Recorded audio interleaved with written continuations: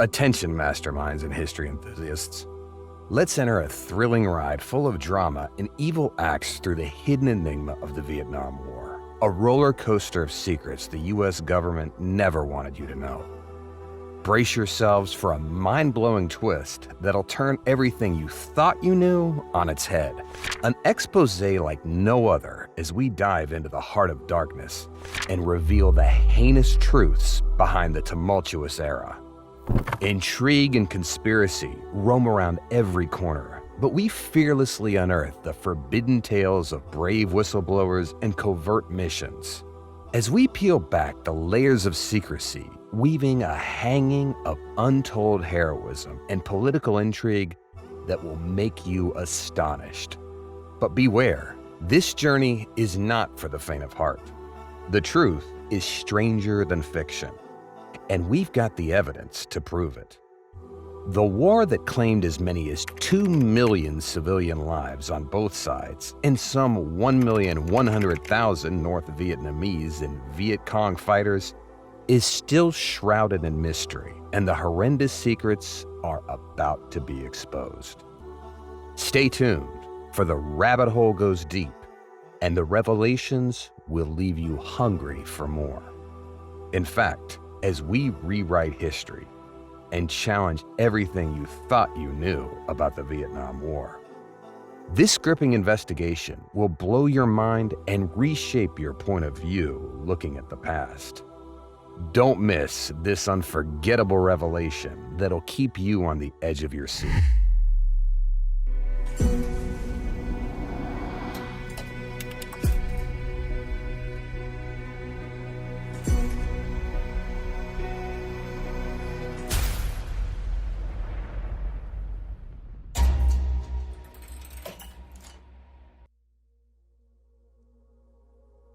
The Vietnam War, spanning 1955 to 1975, pitted North Vietnam, backed by communist allies, against South Vietnam, supported by the United States and anti-communist allies in a Cold War proxy war.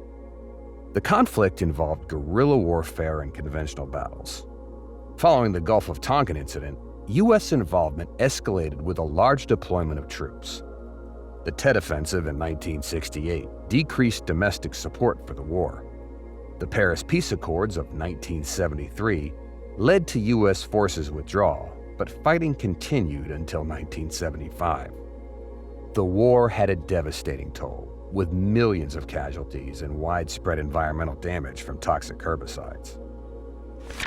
In the thrilling saga of the Vietnam War, a gripping tale of power struggles and Cold War shenanigans unfolds. Indochina, a land once under French rule, sought independence with the help of the Viet Minh, led by the legendary Ho Chi Minh. With support from the US, the Soviet Union, and China, they faced off against the Japanese invaders during World War II. Talk about a daring dance of alliances. After Japan's surrender, the Viet Minh declared the birth of the Democratic Republic of Vietnam, with Ho Chi Minh taking the spotlight as the leader. But hold your breath, because the French swooped back in, claiming authority like they never left. The Viet Minh wasn't about to back down, though, and the First Indochina War erupted. Let the insurgency games begin. Fast forward to the 1950s, and things got even juicier.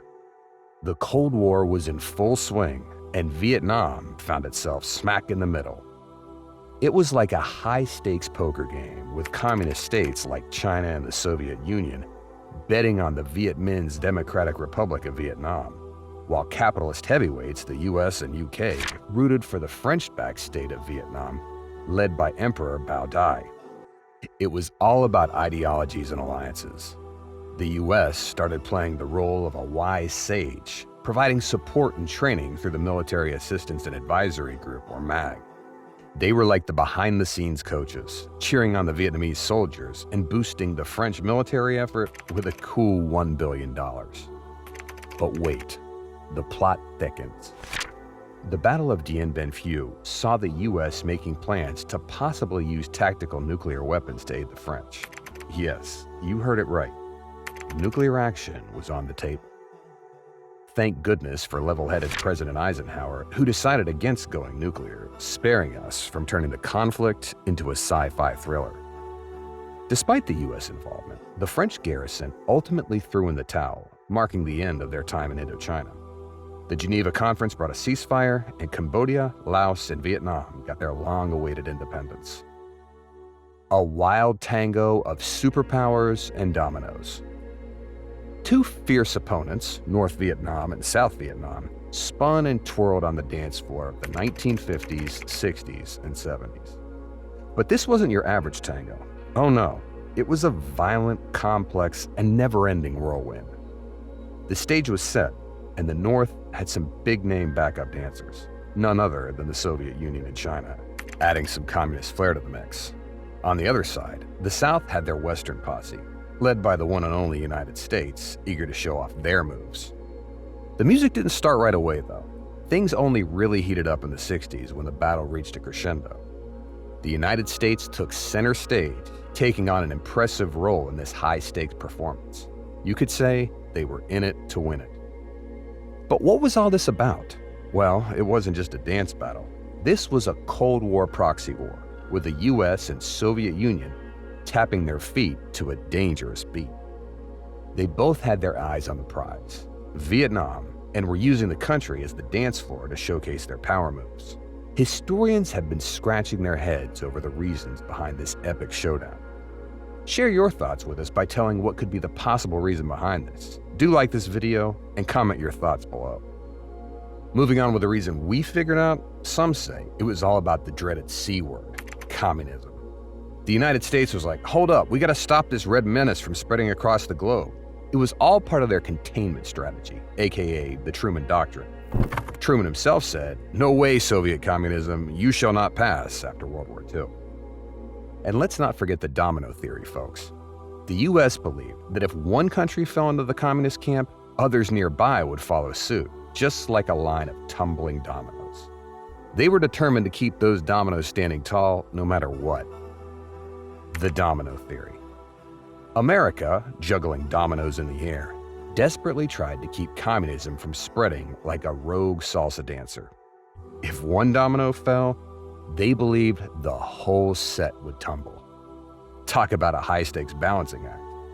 The drama began way back in the 1950s when the Truman Doctrine set the scene for the Domino Theory's big debut.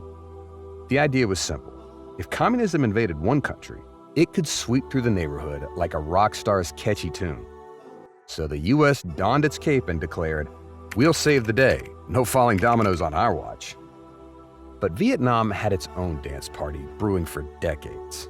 First, it was under French colonial rule, a bitter pill to swallow for the Vietnamese. Then, Japan joined in during World War II, leaving Vietnam with a whirlwind of mistrust towards foreign powers. As the music changed, France and the US tried to lead the dance again, but they weren't ready for the surprise guest, Ho Chi Minh, a communist revolutionary who waltzed his way to power with the Viet Minh independence movement. France got a taste of defeat at the infamous Battle of Dien Bien Phu, and the country split in two at the Geneva Conference. North Vietnam, led by the communists, and South Vietnam, supported by the West and wearing democratic dance shoes. South Vietnam's ruler, Ngo Dinh Diem, though, wasn't everyone's favorite dance partner.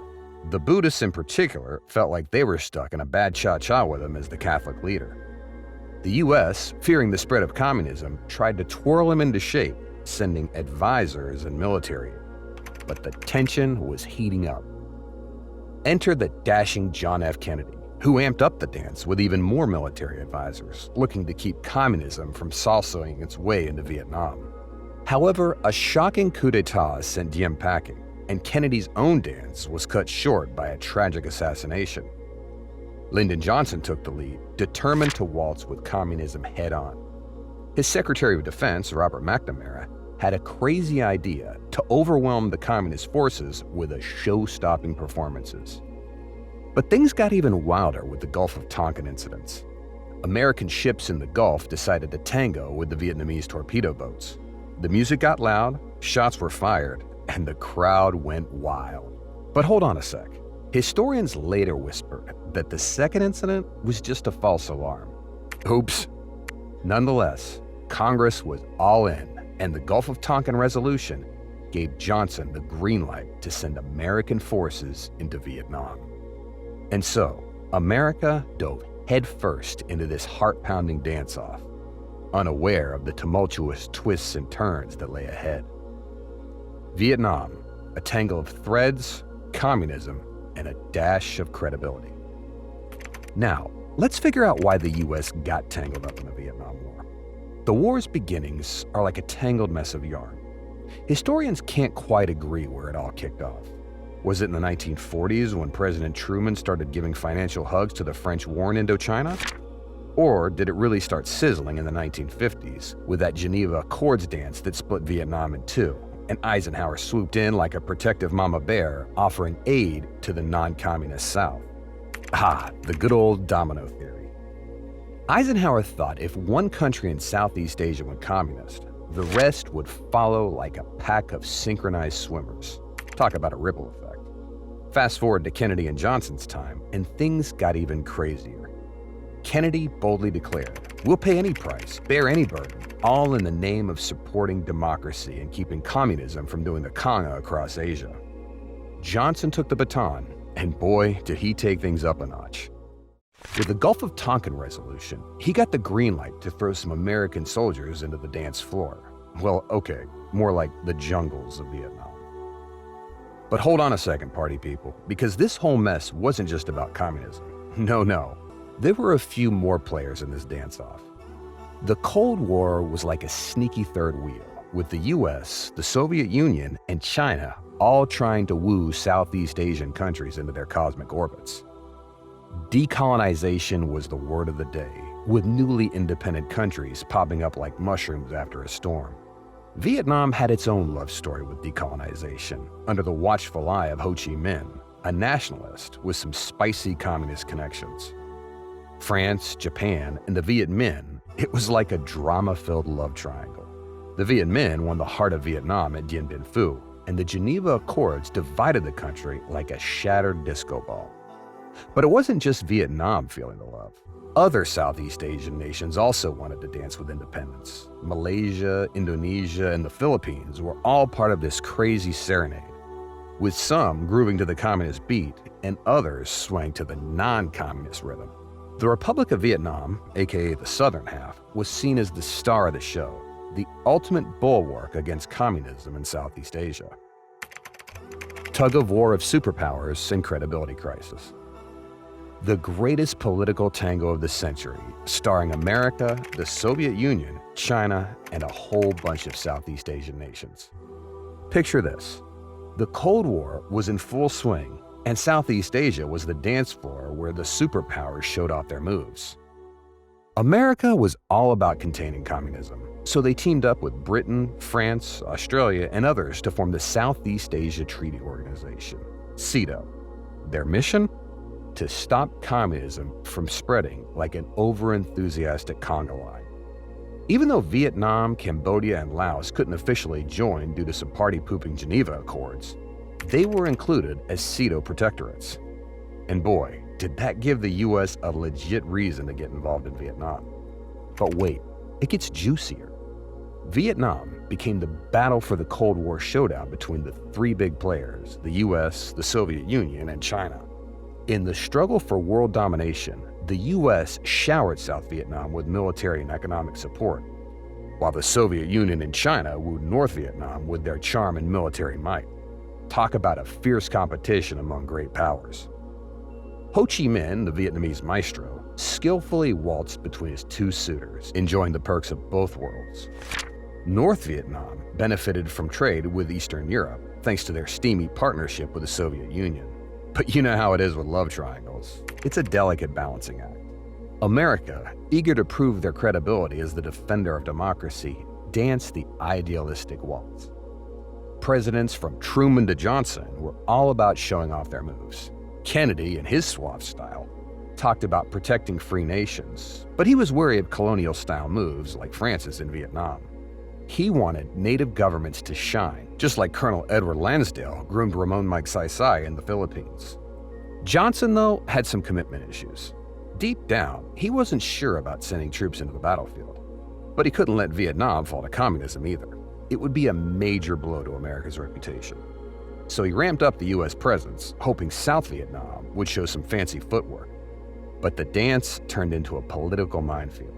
Tet Offensive, political instability, and public disapproval forced Johnson to skip the dance altogether, leaving Nixon with a different tune to dance to. By then, the world had changed, and Vietnam didn't seem as important as it once did. Nixon was all about alliances in America's best interests, no matter the ideology. The My Lai Massacre, a dark day in Vietnam War history. The year was 1968, and the Vietnam War was raging on. Amidst the chaos, a heart-wrenching tragedy unfolded in Son Tin District, South Vietnam, a war crime that would shock the world. We're talking about the infamous My Lai Massacre. On that fateful day, 16th March, U.S. Army personnel from Company C and Company B unleashed a horrific attack on unarmed civilians. Between 347 and 504 innocent lives were lost, including men, women, children, and even infants. It's hard to fathom the depths of brutality, as some of the women were dishonored and their bodies mutilated. Their children, as young as 12, faced unimaginable horrors. This was no Hollywood fiction. It was an appalling reality. After the dust settled, 26 soldiers faced charges, but only Lieutenant William Cawley Jr. was convicted. Found guilty of taking the lives of 22 villagers, he served a mere 3.5 years under house arrest, thanks to President Nixon's intervention. Talk about a slap on the wrist for such a heinous crime. The massacre took place in the hamlets of Sun Mai Village, famously known as My Lai and My Key on U.S. Army maps. Their not-so-friendly nickname? Pinkville. But wait, there's more. The media initially referred to it as Pinkville Massacre, before switching it to the Massacre of Song Mi during the Army's investigation. Oh, the power of words. When the news of the massacre hit the global stage in November 1969, outrage erupted worldwide. The sheer scale of the killing and attempts to cover it up fueled opposition to the U.S. involvement in the Vietnam War. It was a turning point that shook the nation's conscience. Here's a twist of fate.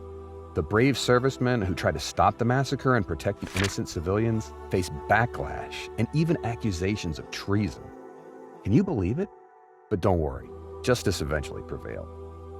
30 years later, they were finally recognized and decorated by the U.S. Army for their heroic actions. The My Lai Massacre was a dark stain on history, a stark reminder of the horrors of war and the importance of truth and accountability. Let's learn from this gruesome chapter and strive for a world where such atrocities are never repeated. Pentagon Papers, America's sneaky secrets unmasked. The Pentagon Papers, the juiciest tell-all in American history. Picture this, a top-secret file exposing Uncle Sam's wild antics in Vietnam from 1945 to 1967. And guess what? This explosive expose was served up by none other than Daniel Ellsberg, a daring insider who couldn't keep these saucy secrets to himself. It all started in 1971 when the front page of the New York Times screamed out the truth for the world to see. Lyndon B. Johnson's administration had been telling tales, not just to the public, but to Congress too. Oh, the audacity. Hold on tight, because the Pentagon Papers spilled the beans on America's sneaky moves in Vietnam. Turns out, the U.S. had been playing a covert game, slyly extending its actions with secret coastal raids and Marine Corps attacks. Sneaky, right? And guess what? Not a word about these escapades in the mainstream media. It's like they were pulling off a magic trick right under our noses. But oh, the drama. When Ellsberg let the cat out of the bag, he was slapped with conspiracy, espionage, and theft charges. It was like a classic spy thriller. But wait for the twist. Those charges were later thrown out. Turns out, while investigators were digging into the Watergate scandal, they stumbled upon some White House plumbers trying to discredit our brave whistleblower. Talk about a clumsy cover-up. Fast forward to 2011, and the cat was fully out of the bag.